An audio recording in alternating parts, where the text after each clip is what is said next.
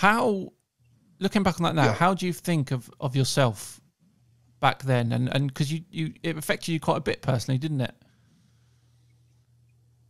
Yeah, it did. Yeah, I mean, it did. It pushed a lot of my sort of people close to me away, friends, if you know what I mean. So it really did have quite a big impact. And it's a bit of a shame, really, because obviously we've had all the lockdowns, well, I say a shame, but I haven't had that opportunity to kind of get out and meet those people again, if you know what I mean. Yeah. But I kind of know that, you know, people will actually invite me to barbecues again. And, Yeah. do you know what I mean? Like, so yeah, I'm excited by that, just to think, you know, I'm going to get a social life back and things like that, you know. So, which is so important for yourself, isn't it? I think a conspiracy theorist, you get so, it is a loner sort of style, you know, unless you can find someone in your day-to-day life. That's why people do progress online, and they think, oh, well, I've got to reach out to similar-minded people. Yeah, absolutely. Do you think there's a deeper psychological issue going on here then, for the people that believe things like this?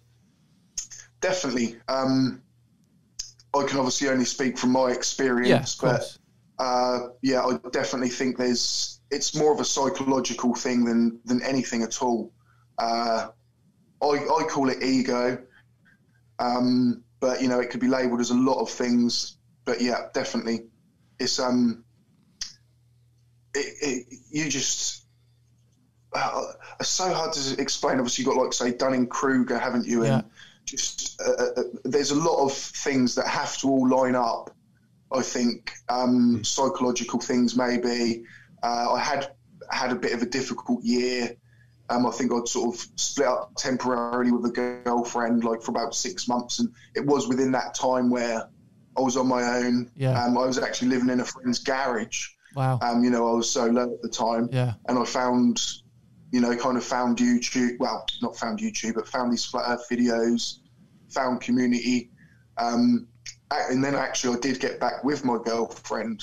Well, we're split up again now, but then by the time I was back with her, I was then a flat earther. Okay. And she was like, what? Like, and it actually fascinated her for a little while. Oh, really? She started to, you know, say, oh yeah, like, do you know my boyfriend's a flat earther? And she'd be actually not embarrassed by it. But then obviously when she kind of realised, like, because she, you know, she's sort of quite a spiritual person, shall we say. Yeah.